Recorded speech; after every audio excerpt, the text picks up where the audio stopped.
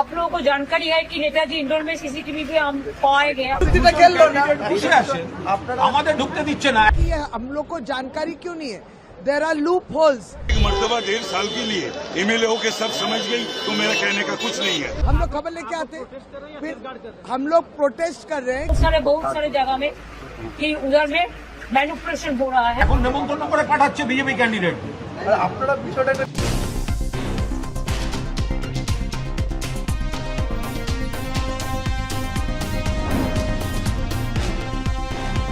नमस्कार, मैं हूं अंजू। आप देख रहे हैं द संकेत लाइव। दोस्तों, पश्चिम बंगाल में विधानसभा चुनाव के लिए मतदान हो चुका है और 4 मई को होने वाली मतगणना का इंतजार है।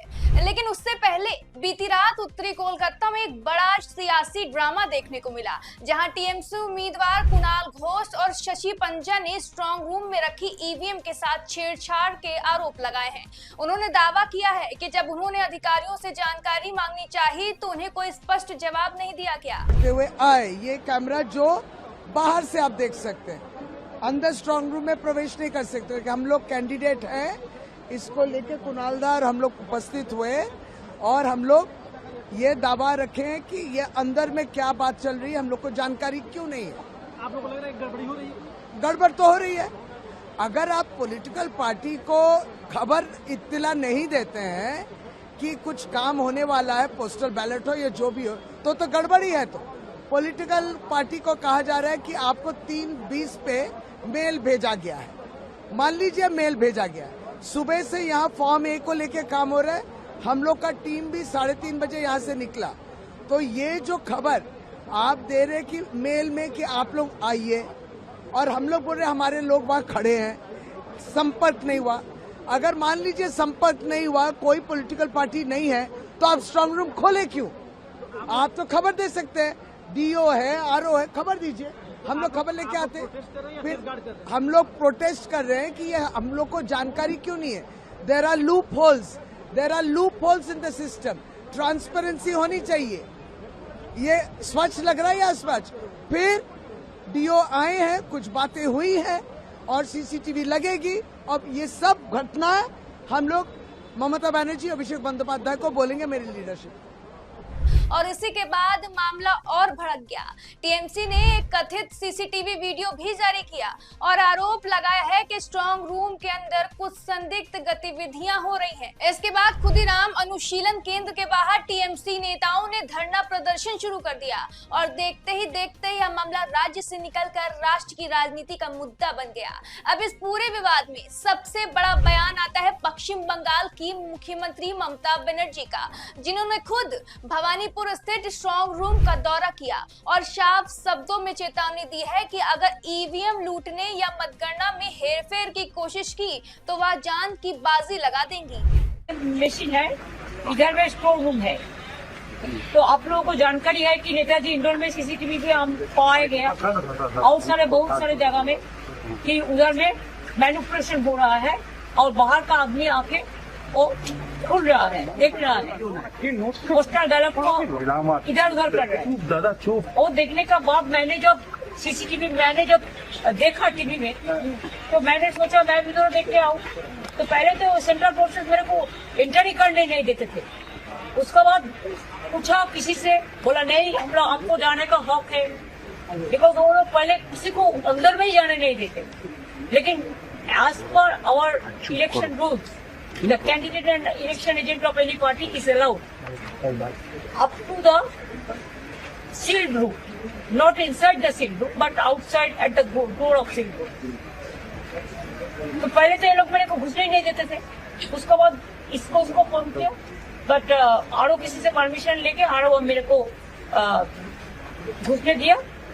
यह बयान सिर्फ एक चेतावनी नहीं बल्कि एक राजनीतिक संदेश भी था, जब ममता बनर्जी ने कहा कि शुरुआत में केंद्रीय बलों ने उन्हें स्ट्रांग रूम में घुसने नहीं दिया, जिससे उनके संदेश और बढ़ गए हैं। उन्होंने साफ कहा कि जनता के वोटों की सुरक्षा सबसे अहम है और किसी भी तरह की गड़बड़ी बर्दाश्त नहीं की जाएगी। अब दूसरी तरफ बीजेपी का रुख बिल्कुल अलग है। बीजेपी नेता तपस रॉय ने टीएमसी के सभी आरोपों को अफवाह बताया है। उन्होंने कहा है कि टीएमसी डर के माहौल में है और इसी वजह से ऐसे आरोप लगा रही है। ये हम लोग सुने हैं, हम लोग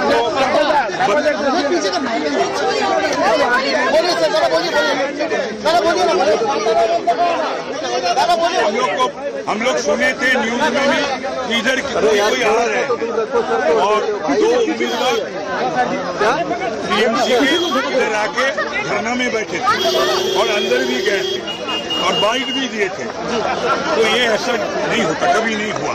तो इसे सब सुन के पहले हम और संतोष पाठक चौरंगी के उम्मीदवार, ये दोनों अकेले, और कोई नहीं था मेरा साथ, हम लोग का साथ।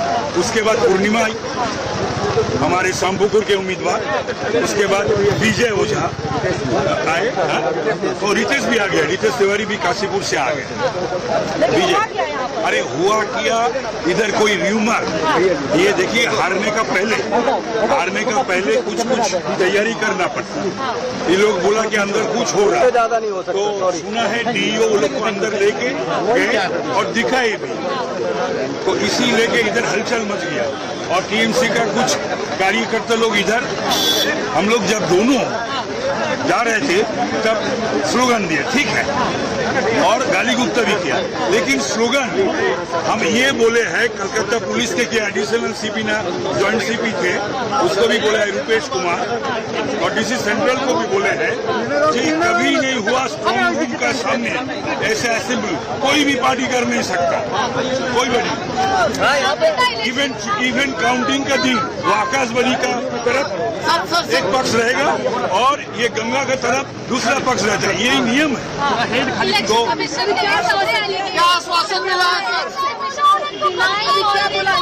अरे ये तो डिनाई तो करने वाला ही है, ये तो कोई जो ये लोग फॉल्स नैरेटिव तैयारी करते हैं, करके बाजार में छोड़ते हैं और ये विभ्रांत फैला रहा है और आम जनता को ये लोग झूठ समझा रहा है। ये सही नहीं है, ये गलत है, और जो भी हुआ था, जो हम लोग सुने थे, वो सब सही नहीं है, गलत है, और इसीलिए हम लोग डीओ से बात किए। Yes, everything is okay. Everything is okay. We had a talk with DO madam and other officers and with police officers even. Why did they allow particular political party over here? They should not have gathered so nazdeek, so nearer to the strong room.